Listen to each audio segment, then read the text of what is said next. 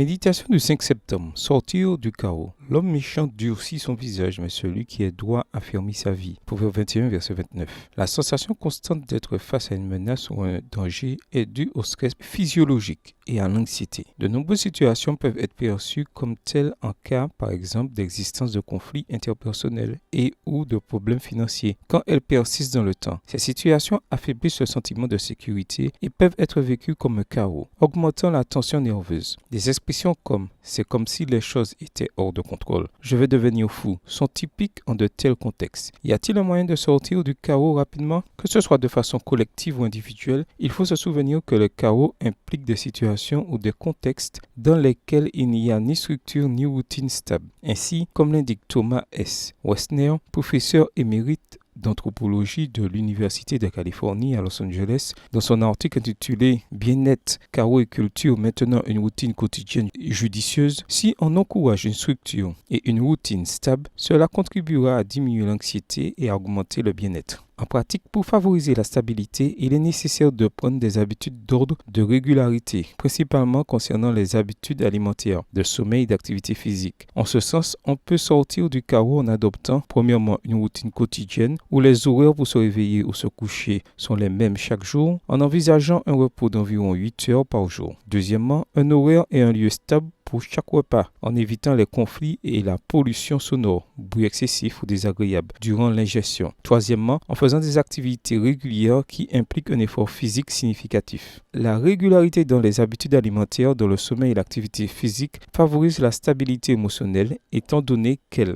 influe directement sur les émotions. Ces aspects du comportement donnent la stabilité essentielle pour sortir de la sensation de ruine imminente et participent à un changement de pensée ultérieur. Les Écritures saintes nous rappellent que Dieu a commencé son œuvre en mettant de l'ordre au milieu du chaos, voir Genèse 1. Notre Dieu est un Dieu d'ordre et il désire que ses enfants veuillent se soumettre à l'ordre et à sa discipline. Si les jeunes prenaient des habitudes d'ordre et de régularité, ils jouiraient d'une amélioration sur le plan de leur santé, de leur dynamisme, de leur mémoire et de leur disposition. Extrait du livre Conduire l'enfant, chapitre 18, page 112. Vous ne percevez peut-être pas de chaos dans votre vie, mais suivre ces habitudes bénéfiques vous donneront force et santé physique et mentale. Bonne journée à vous et que le Seigneur vous bénisse.